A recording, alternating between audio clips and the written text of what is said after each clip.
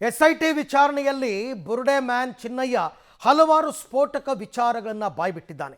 ಆ ವಿಚಾರಣೆಯ ಮುಂದುವರಿದ ಭಾಗವಾಗಿ ಇವತ್ತು ಚಿನ್ನಯ್ಯನನ್ನು ಬೆಂಗಳೂರಿಗೆ ಕರೆತರಲಾಗಿತ್ತು. ಧರ್ಮಸ್ಥಳದಿಂದ ಬೆಂಗಳೂರಿಗೆ ಬುರುಡೆ ರೌಂಡ್ಸ್. ಇವತ್ತು ಬುರುಡೆಯ ಅಸಲಿ ಸೂತ್ರಧಾರಿ ಹಾಗಾದರೆ ಯಾರು? ಜಯಂತ ಅಂತಕ್ಕಂಥ ಪ್ರಶ್ನೆ ಮೂಡ್ತಾ ಇದೆ. ಬುರುಡೆ ಷಡ್ಯಂತ್ರವನ್ನು ಬೆನ್ನತ್ತಿದ್ದಾರೆ ಎಸ್ಐಟಿ ಅಧಿಕಾರಿಗಳು. ಚಿನ್ನಯ್ಯನನ್ನು ಬೆಂಗಳೂರಿಗೆ ಕರೆತಂದಿದ್ದಾರೆ. ಸತತ 3 ಗಂಟೆಯಿಂದ ಜಯಂತ್ ಮನೆಯಲ್ಲಿ ಎಸ್ಐಟಿ ಶೋಧ ನಡೀತಾ ಇದೆ. ಮಲ್ಲಸಂದ್ರದ ಜಯಂತ್ ಮನೆಯಲ್ಲಿ ಇಂಚಿಂಚು ಬಿಡದಂತೆ ಶೋಧವನ್ನು ಮಾಡ್ತಾ ಇದ್ದಾರೆ. ಏನಾದರೂ ಟೆಕ್ನಿಕಲ್ ಎವಿಡೆನ್ಸ್ ಸಿಗುತ್ತಾ ಇಲ್ವಾ? ಯಾಕೆ ಅಂತಂದರೆ ಚಿನ್ನಯ್ಯನನ್ನ ಈ ಮನೆಯಲ್ಲಿ ಜಯಂತ್ ಇರಿಸಿದ್ರು.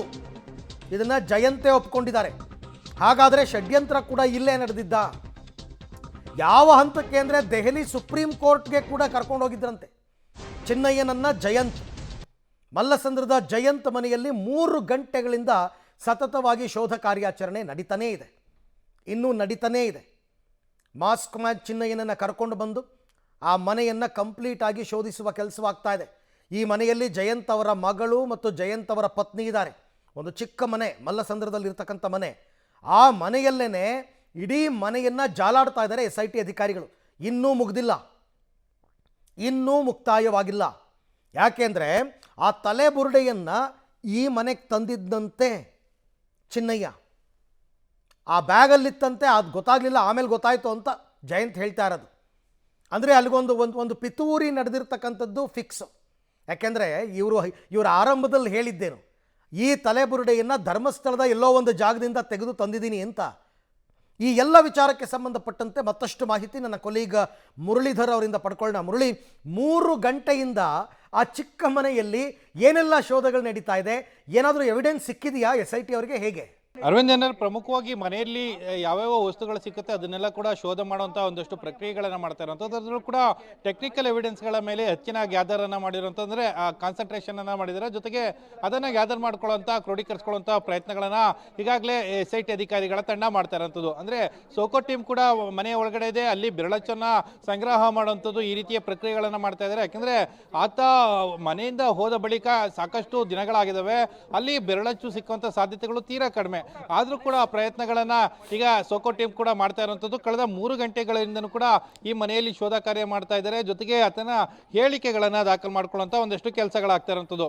ಅರವಿಂದ್, ಮನೆಯಲ್ಲಿ ಶೋಧ ಮಾಡೋದಕ್ಕಿಂತ ಹೆಚ್ಚಿನದಾಗಿ ಅಲ್ಲಿ ಏನಿರ್ತವೆ ವಸ್ತುಗಳಿರ್ತವೆ, ಆ ವಸ್ತುಗಳನ್ನು ಸಂಗ್ರಹ ಮಾಡ್ಕೊಳ್ಳುವಂಥದ್ದು. ಜೊತೆಗೆ ಆತನ ಹೇಳಿಕೆಗಳೇನಿರುತ್ತೆ, ಹೇಳಿಕೆಗಳನ್ನು ಅಕ್ಷರ ರೂಪದಲ್ಲಿ ತರುವಂಥ ಒಂದಷ್ಟು ಕೆಲಸಗಳಾಗಬೇಕು. ಯಾಕೆಂದರೆ ಲ್ಯಾಪ್ಟಾಪ್ನಲ್ಲಿ ಅದನ್ನು ಟೈಪ್ ಮಾಡಬೇಕು, ಅದನ್ನು ಪ್ರಿಂಟನ್ನು ತೆಗಿಬೇಕು. ಜೊತೆಗೆ ಅದಾದ ಬಳಿಕ ಇಬ್ಬರು ಸರ್ಕಾರಿ ಅಧಿಕಾರಿಗಳೇನಿರ್ತಾರೆ ಅವರಿಬ್ಬರನ್ನು ಕೂಡ ಕರೆಸಿ ಪಂಚರ ಸಹಿಯನ್ನು ಪಡೆದುಕೊಳ್ಬೇಕು, ಅವರ ಹೇಳಿಕೆಗಳನ್ನು ಕೂಡ ದಾಖಲು ಮಾಡ್ಕೊಳ್ಬೇಕಿರೋಂಥದ್ದು.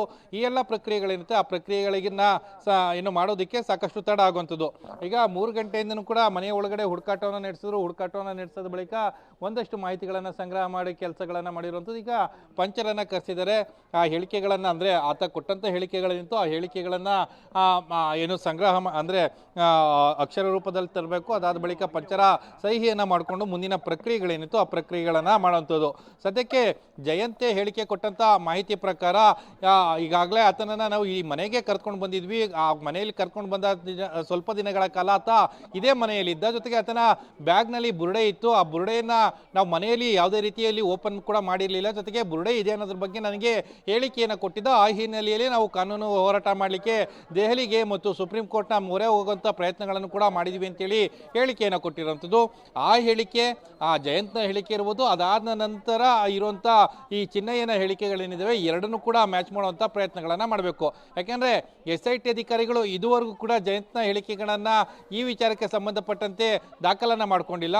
ಅದರ ಬಗ್ಗೆ ಇನ್ನಷ್ಟು ಮಾಹಿತಿಗಳನ್ನು ಕಲೆ ಹಾಕ್ತಾ ಇದ್ದಾರೆ. ಯಾಕೆಂದರೆ ಆತ ಈ ಹಿಂದೆ, ಅಂದರೆ ಈ ಪ್ರಕರಣ ಯಾವಾಗ ಬಂತು, ಪ್ರಕರಣ ಬಂದಾಗ ಗುಂಡಿ ತೆಗೆಯೋ ಕೆಲಸಗಳನ್ನು ಮಾಡೋ ಸಂದರ್ಭದಲ್ಲಿ 15 ವರ್ಷದ ಹುಡುಗಿಯ ಅತ್ಯಾಚಾರ ಮಾಡಿ ಕೊಲೆ ಮಾಡಿದಂಥ ಘಟನಾವಳಿ ನಡೆದಂಥ ಮಾಹಿತಿ ಇದೆ. ಅದನ್ನು ನಾನು ನೋಡಿದ್ದೀನಿ ಅಂತೇಳಿ ಕೂಡ ಹೇಳಿಕೆಯನ್ನು ಕೊಟ್ಟಿದ್ದ. ಆ ಹೇಳಿಕೆಯನ್ನು ಆಧರಿಸಿ ಕೂಡ ಪೊಲೀಸರು ತನಿಖೆಯನ್ನು ಮಾಡಿದರು. ಅದಕ್ಕೆ ಯಾವುದೇ ರೀತಿಯ ಪೂರಕವಾದ ಸಾಕ್ಷ್ಯಾಧಾರಗಳು ಕೂಡ ಸಿಕ್ಕಿರಲಿಲ್ಲ. ಈಗ ಚಿನ್ನಯ್ಯನ ಹೇಳಿಕೆಗಳೇನಿದೆ ಆ ಹೇಳಿಕೆಗಳು, ಜಯಂತ್ನ ಹೇಳಿಕೆಗಳು, ಜೊತೆಗೆ ಇಲ್ಲಿ ಸಿಕ್ಕುವಂಥ ಸಾಕ್ಷ್ಯಾಧಾರಗಳು ಎಲ್ಲನೂ ಕೂಡ ಕ್ರೋಢೀಕರಿಸಿಕೊಂಡು ತನಿಖೆಯನ್ನು ಮಾಡುವಂಥದ್ದು, ಮಾಹಿತಿಗಳನ್ನು ಕಲೆ ಹಾಕುವಂಥ ಕೆಲಸಗಳನ್ನು ಕೂಡ ಈಗ SIT ಅಧಿಕಾರಿಗಳು ಮಾಡ್ತಾ ಇರುವಂಥದ್ದು.